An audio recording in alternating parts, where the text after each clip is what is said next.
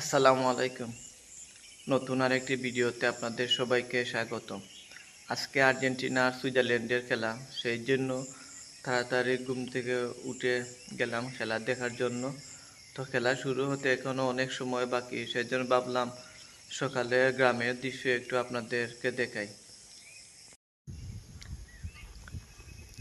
এখন আপনারা যে ধানের জমিগুলো দেখছেন, আজকে থেকে ঠিক কয়েক বছর পরে আর এইখানে কোনো জমি অবশিষ্ট থাকবে না, কারণ এইখানে বেশিরভাগ জমি বিক্রি হয়ে গেছে।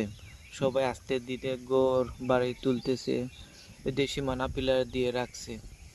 আগে আমরা এই মাঠে খেলাধুলা করতাম, কিন্তু এখন আর সেইভাবে খেলাধুলা করার জায়গা নাই। সবাই বাড়িঘর করতেছে। আপনারা তো দেখতে, ওই যে সামনে একটি বাড়ি উঠে গেছে। এখন আমি আরেকটা বাড়ির ছাদের উপরে সে ভিডিও করতেছি।